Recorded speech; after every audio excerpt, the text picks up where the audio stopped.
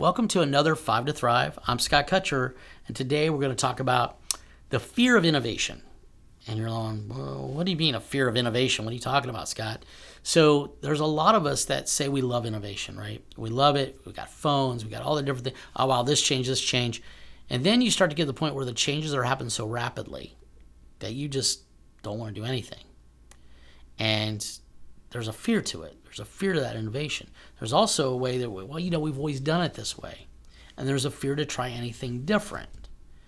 You got to be careful of that. But it also comes with balancing, jumping too quick. So if you're always changing innovation, that's dangerous also, right? So where's the balance? I think the key is to take a look at everything that you do. And of course, I do all this through the lens of my industry, which is sign graphics. And look at it from the perspective of, like, if I was manufacturing a sign, I've always been manufactured a certain way with certain products. If someone introduced me to a new product and I looked at that product and it made sense to me very quickly that I could produce it quicker, add more to my bottom line, and make a better product in the process, those are going to be my three factors. I'm going to look at it and go, I might want to look at this, right? But if I'm going, oh, wow, the newest and latest, greatest, like the newest iPhone, and I'm like, oh, I just want the newest iPhone because it's a new iPhone.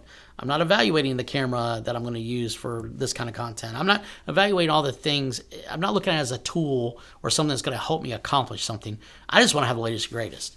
That's dangerous because now you're just in this constant cycle of buying the latest and greatest, and it may not even be moving the needle for you at all. And in business, that's really dangerous. In personal life, it's a personal preference. You're just eating up savings and you're eating up money that you could be helping others with or saving towards retirement so you can enjoy life with, right? So the consequence is what it's going to be personally, but in business, that gets dangerous. That gets really, really dangerous.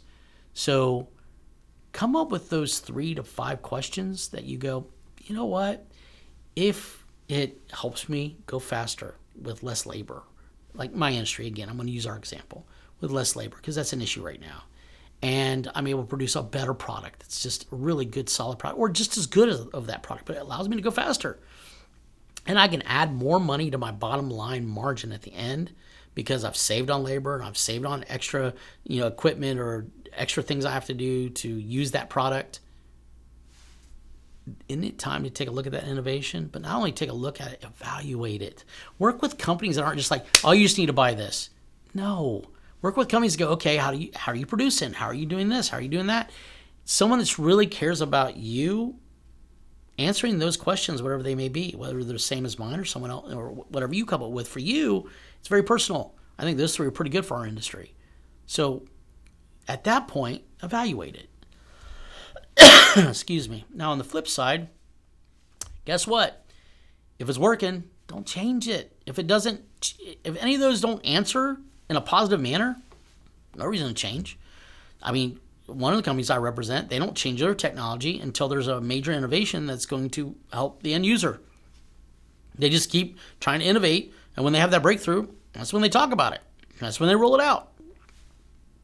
That's the way I think it should be. I don't care what the technology is, because they know who they serve. Talked about it in a previous one, right? So anyways, until next time, sign on.